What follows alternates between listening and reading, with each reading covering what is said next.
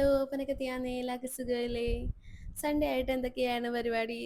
ഞാൻ ഇവിടെ വീണ്ടും ക്ലീനിങ്ങിന് വന്നൊക്കെയാണ്. കഴിഞ്ഞ ആഴ്ച നമ്മൾ കുറച്ച് ഭാഗം ക്ലീൻ ചെയ്തത്. അപ്പം ഇനി ബാക്കി തുടങ്ങിയാലോ? അപ്പം ഇന്ന് നമ്മൾ ക്ലീൻ ചെയ്യാൻ പോകുന്നത് ഈ ഒരു ഏരിയയാണ്.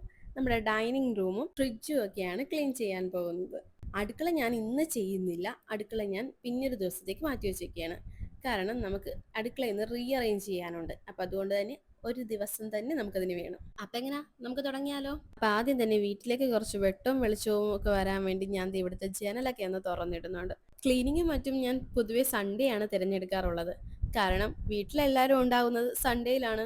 അപ്പം ആവക്കുട്ടിനെ നോക്കാൻ ആരെങ്കിലുമൊക്കെ ആയിട്ട് ഉണ്ടാകും. അപ്പം അതുകൊണ്ട് തന്നെ ഞാൻ സൺഡേ ആണ് ക്ലീനിങ്ങിനായിട്ട് തിരഞ്ഞെടുക്കാറുള്ളത്. അപ്പം ആദ്യം തന്നെ ഇത് ടേബിളിലുണ്ടായിരുന്ന പാത്രവും ചട്ടിയും കലവും എല്ലാം ഞാൻ പെറുക്കി മാറ്റുന്നുണ്ട്. അതിനുശേഷം ദേ ഞാൻ അവിടെ ഉണ്ടായിരുന്ന എല്ലാ മാറാലയും അങ്ങോട്ട് തുടച്ച് നീക്കുന്നുണ്ട്. അപ്പം ആത്മാർത്ഥത വിടാൻ പാടില്ല. മുക്കും മൂലെ എല്ലാം തുടച്ച് നീക്കി. കയ്യെത്താ ദൂരത്ത് കണ്ണെത്തണമെന്നതുപോലെ കയ്യെത്താ ദൂരത്ത് കയറി നിന്നായിരുന്നു തുടക്കല്. അങ്ങനെ ദേ മാറാല തുടക്കലൊക്കെ കഴിഞ്ഞിട്ടുണ്ട്. അപ്പോൾ ദേ ഇവിടെ മരംകൊത്തിയുടെ എപ്പോഴും ശല്യമുണ്ട്. മരംകൊത്തി എപ്പോഴും വന്ന് നമ്മുടെ ജനലിൽ കൊത്തുക. അതുകൊണ്ട് തന്നെ ദേ അമ്മച്ചി ഇവിടെ നൂലൊക്കെ കെട്ടിയിട്ടിട്ടുണ്ട്. അമ്മച്ചിയോട് ആരോ പറഞ്ഞതാണ് നൂല് കെട്ടിയിട്ടാൽ മരംകൊത്തി വന്ന് കൊത്തില്ലെന്ന്. പക്ഷേ അതിലൊന്നും ബലമൊന്നുമില്ല. അപ്പം ആ നൂല് ഞാൻ ദേ ഇവിടെ അഴിച്ചു മാറ്റിയാണ്. അതിനുശേഷം ദേ ഞാൻ ജനലൊക്കെ ഒന്ന് തുടച്ച് വൃത്തിയാക്കി കൊടുക്കുന്നുണ്ട്.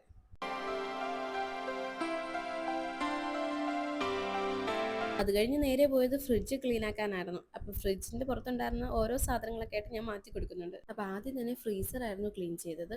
അപ്പം ഞാൻ അവിടെ ഉണ്ടായിരുന്ന എല്ലാ സാധനങ്ങളും തന്നെ മാറ്റിയിട്ട് ഒന്ന് തേച്ച് കഴുകി ക്ലീൻ ചെയ്തൊക്കെ എടുക്കുന്നുണ്ട്. അതുപോലെ തന്നെ ഫ്രീസറിൻ്റെ ഡോർ ഭാഗം കൂടെ ഞാനൊന്ന് ക്ലീൻ ചെയ്ത് എടുക്കുന്നുണ്ട്. അപ്പോൾ അതേ ഫ്രീസറൊക്കെ ക്ലീൻ ചെയ്തതിന് ശേഷം ഞാൻ ദേ അതിൻ്റെ സ്റ്റോറേജ് ബോക്സ് ഒന്ന് കഴുകി ക്ലീൻ ആക്കിയിട്ട് തിരിച്ച് സെറ്റ് ചെയ്യുന്നുണ്ട്. അതിനുശേഷം താഴത്തെ സെക്ഷനായിരുന്നു തുടങ്ങിയത്. താഴത്തെ സെക്ഷനിൽ ഒരുപാട് സാധനങ്ങളൊക്കെ ഉണ്ടായിരുന്നു. അപ്പോൾ അതൊക്കെ എല്ലാം ഞാൻ മാറ്റിയിട്ടാണ് ക്ലീനിങ് തുടങ്ങിയത്. മേളിലെ ഭാഗം പോലെ താഴത്തെ ഭാഗത്തും നല്ലതുപോലെ ഞാൻ ക്ലീൻ ചെയ്തൊക്കെ എടുക്കുന്നുണ്ട്. ഫ്രിഡ്ജൊക്കെ ഞാൻ മാസത്തിൽ ഒരിക്കലേ ക്ലീൻ ചെയ്യാറുള്ളൂ. ക്ലീൻ ചെയ്യുമ്പോൾ ഇതുപോലെ ഡീപ്പായിട്ട് അങ്ങോട്ട് ചെയ്യും. അപ്പോൾ ഇത് ആ ഒരു ഭാഗം കഴിഞ്ഞതിന് ശേഷം ഞാൻ താഴത്തെ ഭാഗത്തെയും ഡോറൊക്കെ ഒന്ന് ക്ലീൻ ചെയ്തെടുക്കുന്നുണ്ട്.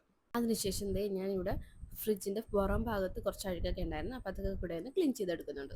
ഒപ്പം ഞാൻ മേൽഭാഗം കൂടെ ഒന്ന് തുടച്ച് വൃത്തിയാക്കി. അപ്പോൾ ഫ്രിഡ്ജിൻ്റെ പരിപാടി കഴിഞ്ഞു. അപ്പോൾ ഞാൻ എല്ലാ സാധനങ്ങളൊക്കെ സെറ്റ് ചെയ്ത് വെച്ചിട്ടുണ്ട്. ഇനി നമുക്ക് മേശപ്പുറത്തൊന്ന് ക്ലീൻ ചെയ്യാം. അപ്പോൾ ഞാൻ അതൊക്കെ എല്ലാം കഴിഞ്ഞ് ഇനി ഇവിടെ ഒന്ന് തൂത്ത് വൃത്തിയാക്കി ഒന്ന് തുടച്ചുകൂടെ ഇട്ടാൽ നമ്മുടെ ഇവിടുത്തെ പരിപാടി കഴിഞ്ഞു.